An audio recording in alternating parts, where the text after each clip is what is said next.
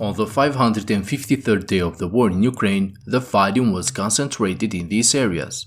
Today, the most important news comes from the Zaporizhzhia front, where it is confirmed that for the first time, the Ukrainian forces have crossed the main line of the Russian defense known as the Surovikin line. Russian sources published this video where Russian drones are seen tracking DRG units of the Ukrainian forces in the vicinity of Verbove.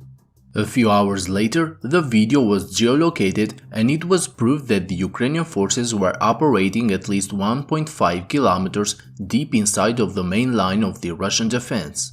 Although there is still no talk of a massive breakthrough that would include armored vehicles and tanks, the fact that the Russian defense was so quickly overcome by the Ukrainian DRG units raises doubts about the effectiveness of this defensive line, as in the coming days and weeks, an intensification of Ukrainian attacks all over the line is expected.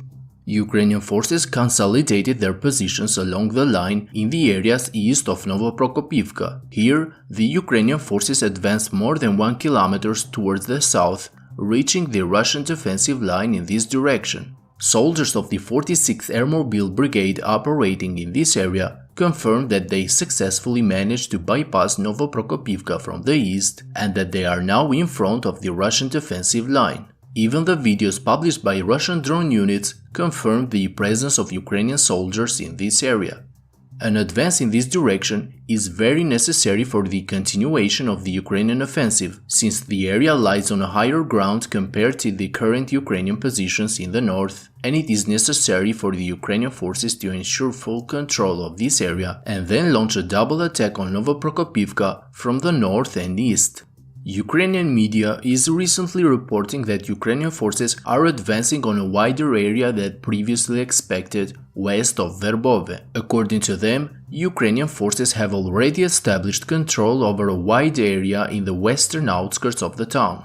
On the other side of the front, clashes continue in the areas between Kopani and Robotine. In this direction, the Russian command sent new reinforcements in order to break through the western flank of the Ukrainian army, while Ukrainians are trying to push forward towards the west in order to guarantee the safety of their flank.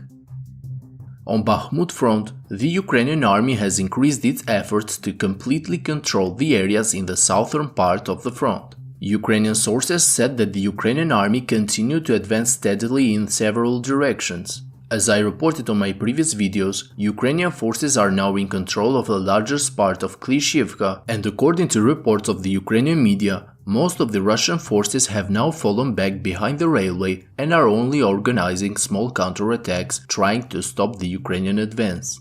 Today, Russian sources acknowledged the advance of the Ukrainian forces in the direction of Andriivka, confirming the news that I reported on my previous video about the Ukrainian ambush of a Russian unit in the vicinity of Andriivka near the railway. Ukrainian media informs that the village of Andriivka is being surrounded by Ukrainian forces on three sides. Today, the Ukrainian forces of the 3rd Assault Brigade published videos of their operations on this front. During the night and the early hours of the morning, tanks and other armored vehicles of this brigade attacked the Russian positions in the Andriivka sector. Being unable to meet the attacks head-on, the Russian forces have almost completely withdrawn to their dugout positions along the railway east of Andriivka.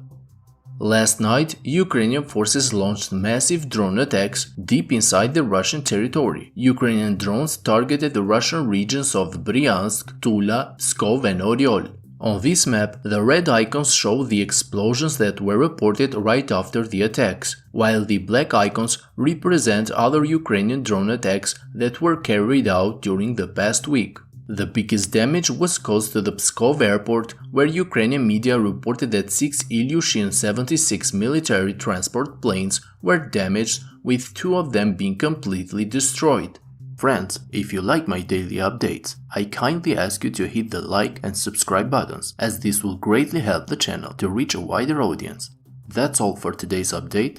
Thank you to my Patreon supporters and have a great day.